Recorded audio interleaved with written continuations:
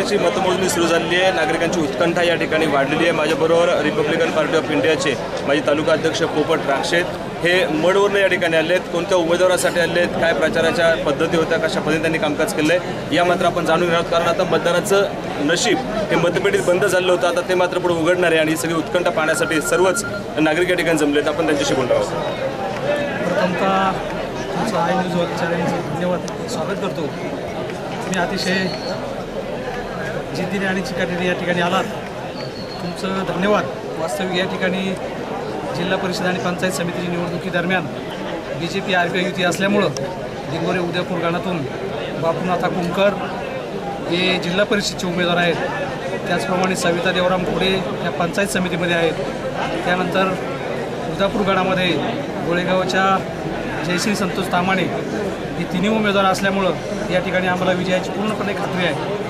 देशात केंद्रात राज्यात सरकार असल्यामुळं BJPच्या माध्यमातून सर्व जनतेची प्रश्न सोडवण्यासाठी आम्ही या ठिकाणी सर्वतोपरी प्रयत्न केलेले आहेत। त्याचप्रमाणे तालुक्यामध्ये पारळी येणेरे गणामध्ये देखील उमेदवार आहेत, त्यामध्ये सर्व पक्षाचे उमेदवार असल्यामुळं आलेवाडी येणेरेमध्ये देखील उमेदवार आहेत। नारायणगाव वरळवडमध्ये आम्ही अक्षय रंगनाथ वाहळ हा BJPचा उमेदवार दिलेला आहे।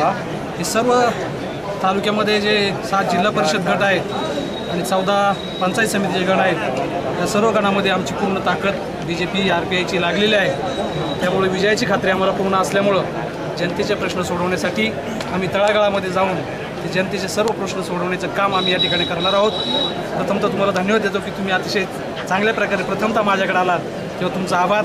या ठिकाणी पुन्हा जनतेचे आभार मानतो। जनतेचे आभार मानत असताना मला तुम्हाला एक म्हणायचं आहे का RPIचा एकमात्र उमेदवार मारुती वारे यांना उमेदवारी देण्यात आली होती आणि नंतर ती पुन्हा माघारी घेण्यात आली, म्हणजे पक्षाकडनं दिलेली उमेदवारी AB फॉर्म असताना देखील उमेदवार मागे आलेला आहे, काय सांगा?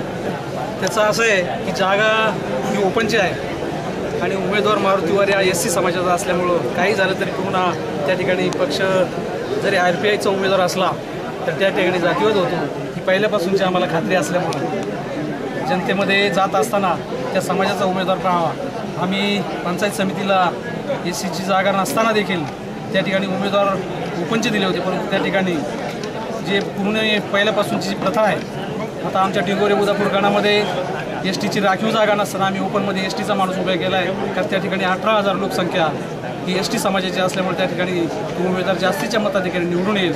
ज्या ठिकाणी मतदार जे असतात त्या मतदारांच्यावरती आपण हा संपूर्ण निर्णय ठेवलेला पाहिजे, कारण ओपनची जागा जरी असली तरी तिन्ही पक्षांनी, त्यामध्ये राष्ट्रवादी असेल, शिवसेना असेल, BJP असेल, या सर्व उमेदवारांनी STची महिला त्या ठिकाणी दिलेल्या आहेत पंचायत समितीला। त्यामुळं हे आम्ही टाळूच शकत नाही आणि पुन्हा जनतेला आव्हान करतो की काही झालं तरी BJP RPIला निवडून द्यावं अशी विनंती करून सर्वांचे आभार मानतो। आणि पुन्हा एकदा राष्ट्रीय पक्षाबरोबर युती आहे, जातीयवाद आपण हा सगळा शब्द वापरला, पारदर्शकता हे पद्धतीचं काम चाललंय, धर्मनिरपेक्ष तत्वावरती काम करायचं असं सांगितलं जातंय। मग उमेदवार राहिला असता तर फरक काय पडला असता? जर त्या ठिकाणी अनुसूचित जाती आणि अनुसूचित जमातीचे उमेदवार आहेत आणि जर त्या ठिकाणी अनुसूचित जातीचे उमेदवार राहिला असता फरक काय पडला असता? जातीमध्ये जे गेलेलंच नाही, जी जात नाही ती जात, त्याच्यामुळे त्याच्यावर, कारण मी स्वतः जिल्हा परिषद विधानसभा लढवलेली आहे, त्यावेळेस मला खात्री होती की मी सतत लोकांमध्ये आणि लोकांमध्ये असल्यामुळे जिल्हा परिषदला देखील उभा असताना त्या ठिकाणी पूर्णपणे जे मतदान पाहिलं, तो मतदानाचा आढावा घेतला, विधानसभेला देखील उमेदवार होतो, तो आढावा घेतल्यानंतर वाटतं की आपण किती समाजाची कामं केली तर शेवटी मतदार हे त्याच जागेवर येतात। कारण मागे देखील विधानसभेला त्यावेळेस BJP असेल, राष्ट्रवादीला शिवसेना असेल, लोकांनी ठरवलं की आपल्यामधला माणूस हा तिसरा पर्याय म्हणून शरददादा सोनवणे त्या ठिकाणी संधी दिली। म्हणजे लोकांची जी आत्मीयता आहे ती अजून काही गेलेली नाही।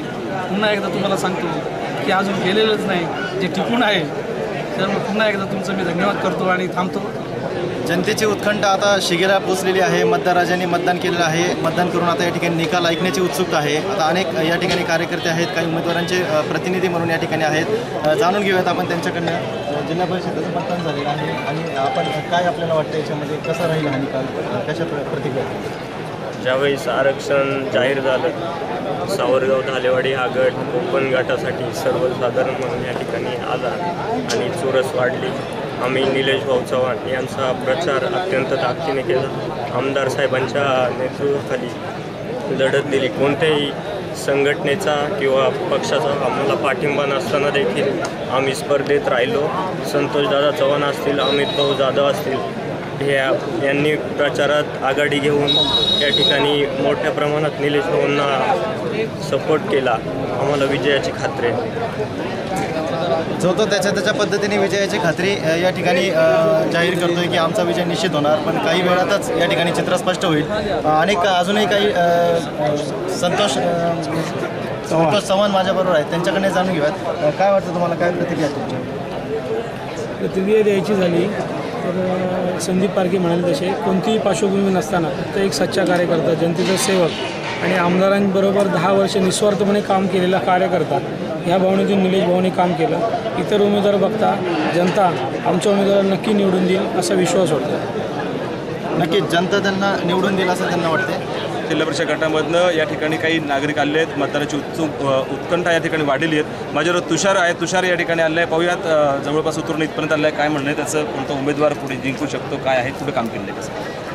आम्ही शिवसेना या पक्षाचे शिवसैनिक आहे, त्यामुळं आम्ही 15 दिवस शिवसेनेचंच काम केलेलं आहे आणि आमचे शिवसेनेचे दोन्ही उमेदवार पंचायत समितीचे आणि जिल्हा परिषदेचे दोन्ही उमेदवार विजय होतील यात आम्हाला शंकाच नाही. किती लोक आला तुम्ही या ठिकाणी? कमीत कमी ओतूर पंचकृषीतून 2000 लोकांचा इथे समावेश झालेला आहे. एकंदरीतच जिल्हा परिषदेसाठी ऋषिकेश डुंबरे, त्याच्यानंतर आपला आघाडीकडनं धनंजय डुंबरे आणि सगळ्यात महत्त्वाचं म्हणजे राष्ट्रवादी काँग्रेसकडनं मोहित धमाले हे मातबर उमेदवार त्या ठिकाणी असताना ऋषिकेश डुंबरे हे त्याच्यामध्ये निवडून येतील असं आपलं काय वाटतं? शिवसेनेचे पक्षप्रमुख उद्धवजी ठाकरे यांनी आदेश दिल्यानंतर आम्ही एकला चेलवर नारा दिलेला आहे आणि प्रत्येक शिवसैनिक हा तळागाळातून निवडणुकीच्या प्रचारात उतरून रणशिंग फुंकलेले आणि मतदान 100% होईल याची खात्री दिली. ठीक आहे, मतदान 100% होईल, आमचाच उमेदवार निवडून येईल हे सगळं सांगितलं जातं आहे. परंतु येणाऱ्या काही क्षणामध्ये ही जी उत्कंठा लागलेली आहे, 2 दिवसांचा कालखंड जाणं म्हणजे 2 वर्षाचा कालखंड जाणं, अशा प्रकारची परिस्थिती या सगळ्याच या ठिकाणी आलेल्या कार्यकर्त्यांना वाटते. पण एक थोड्या मिनिटामध्येच आता या ठिकाणी हे सगळं काही स्पष्ट होणार आहे. धालेवाडीतर्फे हवेली या गटातली परिस्थिती काय राहील आपण जाणून घेऊयात. मतदारांच्या प्रतिक्रिया आता या ठिकाणी थोड्याच वेळात त्यांनी जे मतदानाच्या रूपातनं त्यांनी जे या ठिकाणी त्यांचं दान दिलं आहे त्याची कशी उत्कंठा या ठिकाणी शिगेला लागली आपण पाहतोय. या ठिकाणी आता थोड्या वेळात निकाल जाहीर होणार आहे, पण प्रत्येक सावरगाव धालेवाडी हवेली या गटातली परिस्थिती काय असेल हे आपण जाणून घेऊयात. अमरापूर गावचे पोलीस पाटील यशवंत गाडेकर माझ्याबरोबर आहेत. काय वाटतं तुम्हाला, तुमच्या या गटामध्ये काय परिस्थिती असेल? मी तर धालेवाडी हवेली सावरगाव या गटामध्ये यावेळेला राष्ट्रवादी काँग्रेस पक्षाला बहुमत मिळेल अशी आमची 100% खात्री. कारण ह्या वेळेला धालेवाडी आणि हवेली या गटामध्ये पंचरंगी लढत आहे आणि पंचरंगी लढतीचा नक्कीच फायदा आम्हाला होईल असं आम्ही ठाम सांगू शकतो. इथून पाठीमागचे जर इलेक्शन पाहिले आपण तर या इलेक्शनमध्ये इथं ह्या गटामध्ये जिल्हा परिषदेचा उमेदवार शिवसेनेचा निवडून येत होता, पण यावेळेला शिवसेनेची मतं फार विखुरलेली आहेत आणि ती 5 ठिकाणी विभागून जाणार आहेत. त्याच्यामुळं त्याचा फायदा नक्कीच राष्ट्रवादीला होईल असं माझं तरी मत आहे. राष्ट्रवादीचा विजय निश्चित होईल असं तुम्ही सांगताय. काय वाटतं तुम्हाला? आहे काँग्रेसचे असं तर काय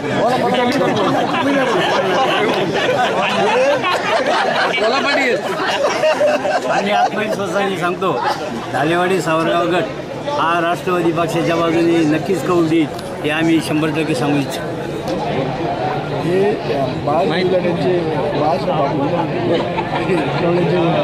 आढळ्यांचे वडील येते काँग्रेस आईचे बोला. धालेवाडी सावरगाव गटामध्ये ठामपणे मी सांगू इच्छितो का आहे काँग्रेसचा उमेदवार ठामपणे निवडून. नक्कीच प्रत्येकजण त्याच्या पद्धतीने त्याचं मत जाहीर करतोय, पण नक्की मतदार राजाने काय केलं हे मात्र मतदार राजा या मतपेटीच्या रूपातनं आता होणाऱ्या जाहीर निकालाच्या माध्यमातून दाखवूनच देणार आहे. अनेक काही या ठिकाणी कार्यकर्ते पदाधिकारी आपल्याबरोबर आहेत, त्यांच्याही प्रतिक्रिया आपण जाणून घेणार आहोत. ओतूर पिंपरी पेंढार गटातलेही काही कार्यकर्ते, काही ज्येष्ठ नागरिक माझ्याबरोबर आहेत, त्यांच्याकडे जाणून घ्या. काय वाटतं तुम्हाला, तुमच्या या गटामध्ये काय परिस्थिती असते? ओतूर पिंपरी पेंढार गटामध्ये अतिशय चांगल्या प्रकारे जिल्हा परिषद मोहित धमाले आणि विशाल तांबे निवडून येतील. तसेच पिंपरी गावातून रंजना काळे. कोणत्या आधारावर तुम्ही म्हणताय की तेच निवडून गेले असं काय विश्वास? 1.5 महिना काम केलं आहे त्यांच्याबरोबर. शेतकऱ्यांची नोटाबंदीची मानसिकता, घसरलेले बाजारभाव, ही मानसिकता त्याला कारणीभूत आहे. शेतकरी पूर्ण या शासनावर नाराज आहे. अनेक कार्यकर्ते त्यांच्या केलेल्या कामाच्या माध्यमातून तेच निवडून येतील असा ठाम विश्वास या ठिकाणी व्यक्त करतात.